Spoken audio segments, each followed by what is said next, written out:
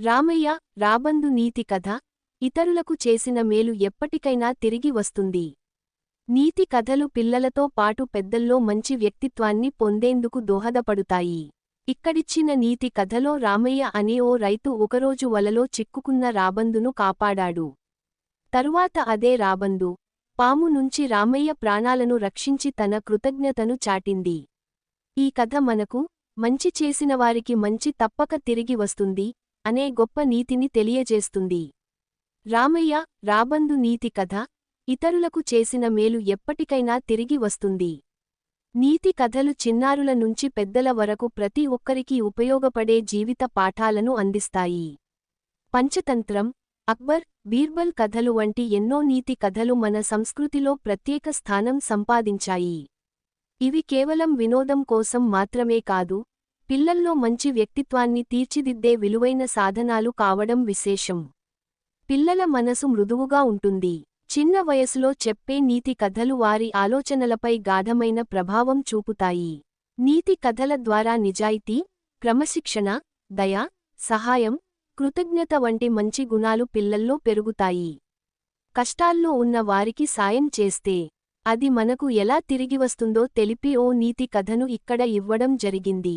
ఆ నీతి కథను మనం వెంటనే చదివేద్దాం. కథ: రామయ్య అనే కష్టపడి పనిచేసే రైతు ఉండేవాడు.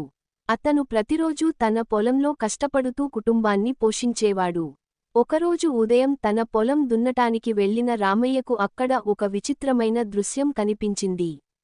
ఒక పెద్ద రాబందు వేటగాళ్లు వేసిన వలలో చిక్కుకుని విలవిలలాడుతోంది.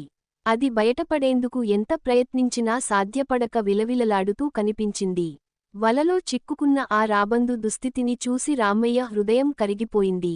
ప్రాణం అన్నది అందరికీ ఒక్కటే అని భావించిన అతను వెంటనే వల దగ్గరకు వెళ్లి జాగ్రత్తగా దానిని తొలగించాడు. కొద్దిసేపటికే రాబందు స్వేచ్ఛగా ఆకాశంలోకి ఎగిరిపోయింది. రామయ్య తన పని చేసుకుంటూ ఆ విషయాన్ని మరిచిపోయాడు. ఇవి కూడా చదవండి. నీతి కథ: ఎద్దు న్యాయం. కష్టపడే వారికే తెలుస్తుంది కష్టంలోని ఆనందం. నీతి కథ: నక్క కుతంత్రానికి ఒంటె బలి. దుష్టుల సావాసంతో కీడు. సింహం, తెలివైన నక్క. నీతి కథ: బుద్ధిబలంతో కష్టాలను గట్టెక్కండి. రామచిలుక, ఉడుతల పంచాయితీ. ఇతరులపై ఫిర్యాదు చేయడం ఆపండి. మధ్యాహ్నం అయ్యేసరికి ఎండ తీవ్రంగా ఉండటంతో రామయ్యకు బాగా అలసటగా అనిపించింది. దగ్గరలో ఉన్న ఒక పాత గోడ నీడలో కాసేపు విశ్రాంతి తీసుకోవాలని నిర్ణయించుకున్నాడు. అక్కడే పడుకుని గాఢనిద్రలోకి జారిపోయాడు. అయితే ఆ గోడ తొర్రలో ఒక విషపూరిత పాము ఉందని అతనికి తెలియదు. కొద్దిసేపటికే ఆ పాము బయటకు వచ్చి నిద్రిస్తున్న రామయ్యను కాటు వేయడానికి ముందుకు వచ్చింది.